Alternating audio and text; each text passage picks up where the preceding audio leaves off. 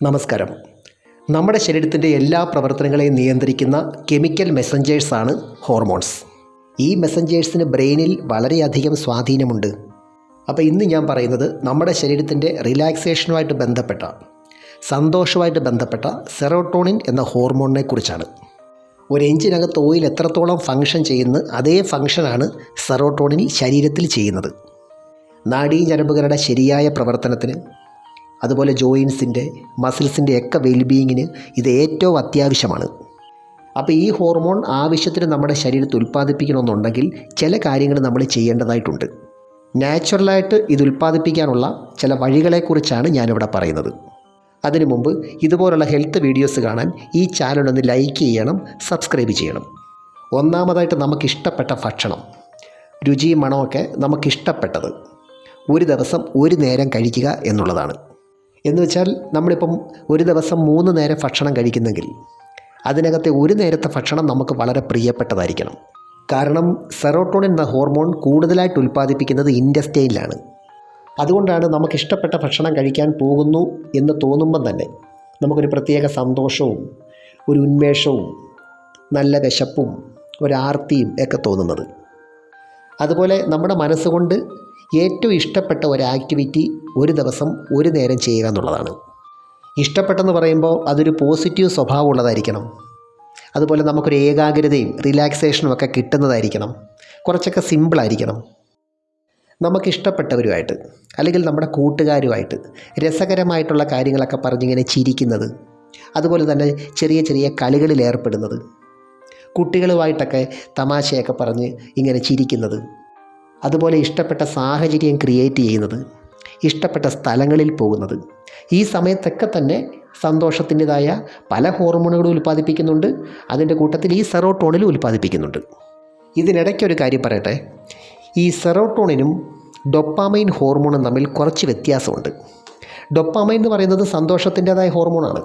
പക്ഷേ അത് അമിതമായിട്ടുള്ള ഒരു ഉന്മാദപരമായിട്ടുള്ളൊരു സന്തോഷം വരുമ്പോഴാണ് കൂടുതലായിട്ടും ഡൊപ്പാമൈൻ ഉൽപ്പാദിപ്പിക്കുന്നത്.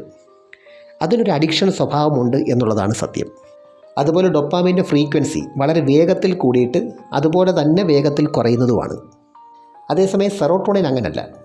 അത് നമ്മുടെ ശരീരത്തെ കുറേ സമയം ലാസ്റ്റ് ചെയ്ത് ഒരു റിലാക്സേഷൻ ഉണ്ടാക്കി തരുന്നുണ്ട്.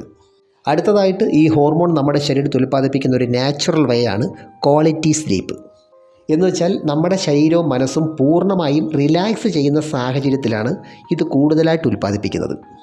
അതുപോലെ തന്നെ മെഡിറ്റേഷൻ ചെയ്യുന്ന സമയത്ത്, അല്ലെങ്കിൽ ഒരു മെഡിറ്റേറ്റീവ് മൈൻഡോടുകൂടി ഒരു കാര്യം ചെയ്യുന്ന സമയത്ത് ഇത് കൂടുതലായിട്ട് ഉൽപ്പാദിപ്പിക്കുന്നുണ്ട്. അതുപോലെ നമ്മുടെ ശരീരത്തിൻ്റെ കേടുവന്ന കോശങ്ങളെയൊക്കെ റിപ്പയർ ചെയ്യാനായിട്ട് ഇത് വളരെയേറെ സഹായിക്കുന്നുണ്ട്. അപ്പോൾ ഇവിടെ ഓർക്കേണ്ട ഒരു കാര്യം, നമുക്കിഷ്ടമില്ലാത്ത ഒരു ആക്ടിവിറ്റി ചെയ്യുമ്പം, ഇഷ്ടമില്ലാത്ത ജോലി ചെയ്യുമ്പം, അല്ലെങ്കിൽ ഇഷ്ടമില്ലാത്ത ആൾക്കാരുമായിട്ട് മിങ്കിൾ ചെയ്യുമ്പം, അല്ലെങ്കിൽ ഇഷ്ടമില്ലാതെ, ഇപ്പോൾ നമ്മൾ എക്സർസൈസ് പോസിറ്റീവായിട്ടുള്ളൊരു കാര്യമാണ്, പക്ഷേ അതും ഇഷ്ടമില്ലാത്ത എക്സർസൈസുകളാണ് നമ്മൾ ചെയ്യുന്നതെങ്കിൽ യഥാർത്ഥത്തിൽ നമ്മളിൽ സെറോട്ടോണിനോ എൻഡോർഫിനോ ഒന്നും ആയിരിക്കത്തില്ല ഉൽപ്പാദിപ്പിക്കുന്നത്, കോർട്ടിസോൾ ആയിരിക്കും. അതുകൊണ്ട് വ്യായാമം തിരഞ്ഞെടുക്കുമ്പം നമുക്കിഷ്ടപ്പെട്ട വ്യായാമം ചെയ്യാൻ നോക്കണം. അല്ലെങ്കിൽ അതിൻ്റെ പോസിറ്റീവായിട്ടുള്ള കാര്യങ്ങൾ കൂടുതൽ ചിന്തിച്ച് ഇഷ്ടപ്പെടാൻ നോക്കണം. ഈ കോർട്ടിസോൾ എന്ന് പറയുന്ന ഹോർമോൺ നമ്മുടെ നാഡീഞരമ്പുകളെയും ബ്ലഡ് വെസൽസിനെയൊക്കെ ചുരുക്കുക ചെയ്യുന്നത്, വികസിപ്പിക്കുകയല്ല. എന്നാൽ സെറോട്ടോണിൻ അങ്ങനല്ല. ഇത് മാക്സിമം ഒരു വികസനം ഉണ്ടാക്കി തരുക ചെയ്യുന്നത്. അതുപോലെ നമ്മുടെ ശരീരത്തിൽ ഈ സ്ട്രെസ് ഹോർമോണായ കോർട്ടിസോൾ കൂടുതലായിട്ട് ഉൽപ്പാദിപ്പിക്കുന്നതുകൊണ്ടാണ് ഈ വേദനകളൊക്കെ വന്നാലും, ജോയിൻറ്റ് പെയിനും മസിൽ പെയിനും ഒക്കെ വന്നാലും മാറാതെ നിൽക്കുന്നത്. എന്ന് വെച്ചാൽ അത് മൊത്തത്തിലൊരു സ്റ്റിഫ്നെസ് ഉണ്ടാക്കി തരുക ചെയ്യുന്നത്, ഒരു റിലാക്സേഷൻ അല്ല. അതുപോലെ തന്നെ സെറോട്ടോണിൻ ഹോർമോൺ കൂടുതലായിട്ട് ഉൽപ്പാദിപ്പിക്കുന്ന ഏറ്റവും നാച്ചുറലായിട്ടുള്ള ഒരു മെത്തേഡാണ് മ്യൂസിക്, പാട്ട് കേൾക്കുന്നത്. അവിടെയും വ്യായാമം പോലെ തന്നെ നമുക്കിഷ്ടപ്പെട്ട പാട്ട് വേണം കേൾക്കാൻ. നമ്മുടെ ബ്രെയിൻ സിസ്റ്റത്തെ കൂടുതലായിട്ട് സ്വാധീനിക്കാനുള്ള കഴിവ് മ്യൂസിക്കിനുണ്ട്.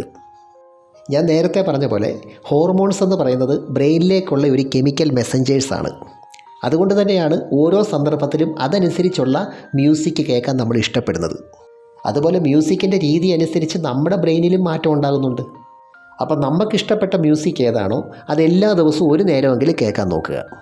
അപ്പം ഞാൻ ഈ പറഞ്ഞ 5 കാര്യങ്ങൾ വലിയ പെർഫെക്ഷനൊന്നും കൂടാതെ എല്ലാ ദിവസവും ചെയ്യാനായിട്ട് നമ്മൾ ശ്രദ്ധിക്കുക. 21 ദിവസം തുടർച്ചയായിട്ട് ചെയ്തു കഴിയുമ്പം നമ്മളിൽ പ്രകടമായ ഒരു മാറ്റം, തീർച്ചയായിട്ടും കാണാൻ സാധിക്കും. ചില ദിവസങ്ങളിൽ അല്ലെങ്കിൽ ചില സാഹചര്യങ്ങളിൽ നമുക്ക് നോക്കിയറിയാം, ഒരു വല്ലാത്ത ബോർഡം അല്ലെങ്കിൽ ഒരു സന്തോഷമില്ലായ്മ അല്ലെങ്കിൽ എന്തോ ഒരു വല്ലാത്ത മൂഡ് ഔട്ട് നമ്മൾ എക്സ്പീരിയൻസ് ചെയ്യുന്നുണ്ട്.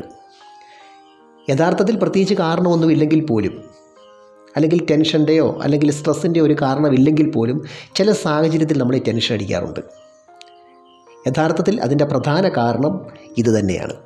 എന്ന് വെച്ചാൽ ഈ ഹോർമോൺ ശരിയായ രീതിയിൽ ശരീരത്തിൽ ഉൽപ്പാദിപ്പിക്കുന്നില്ല അല്ലെങ്കിൽ പ്രവർത്തിക്കുന്നില്ല. ഇനിയും ഇതുപോലുള്ള ഹെൽത്ത് വീഡിയോസ് കിട്ടാനായിട്ട് നിങ്ങൾ ഈ ചാനൽ ഒന്ന് സബ്സ്ക്രൈബ് ചെയ്യണം, ലൈക്ക് ചെയ്യണം, ഷെയർ ചെയ്യണം. Thanks for watching.